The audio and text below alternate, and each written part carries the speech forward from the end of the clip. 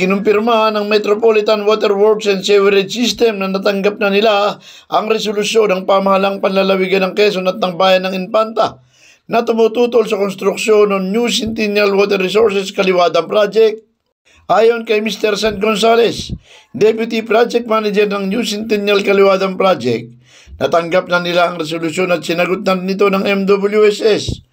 Subalit, wala pang naging katugunan ng lokal na pamahalaan ng Infanta at ng pamahalaang panlalawigan.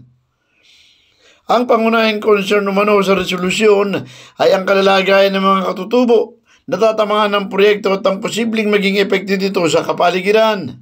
Paliwanag ni Gonzales na 8 taon nilang pinagsikapan na ayusin ang problema sa mga katutubo at sa kasalukuyan ay nabigyan na sila ng Certificate of Precondition bilang bahagi ng pre and prior consent mula sa National Council for Indigenous People. Nakita rin po natin sa ating sagot yung ating mga naging efforts naman po para mag-comply talaga sa mga requirements ng national at local government.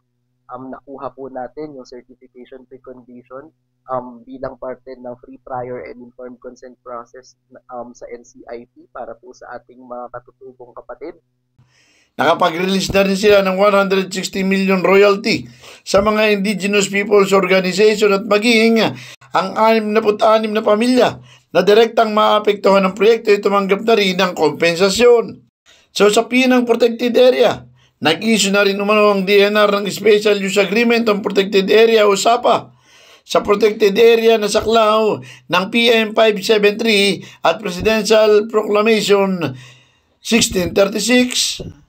Sinigurado rin ang proyekto ay dumaan sa masusing engineering design at kung sakali, makakatulong pa nga umano ang dam para maiwasan ang mga pagbaha dahil sa gradual naman na magiging release ng tubig.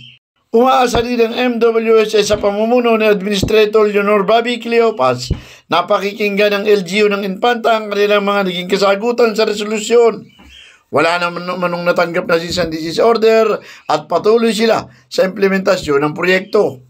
Idinagdag pa ni Gonzales na sa kasalukuyan ay nasa 2 kilometro na ang tunnel na kanilang binubutas sa bahagi ng Teresa at Morong Rizal. Ligit kumulang po 2 kilometro po yung binabagtas ng ating tunnel boring machine mula po sa outlet portal dito po sa bandang Teresa at Morong sa Rizal.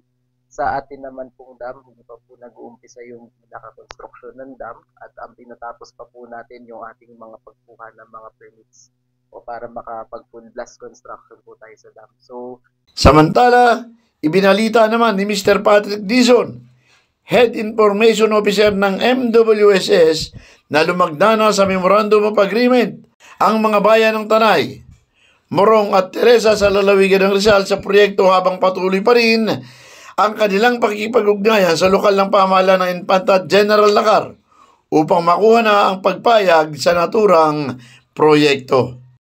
Yan ng special report. Ronda Balita Probinsya. Ako, si Felix Tambong, naghahatid ng mahalagang impormasyon at balitang totoo.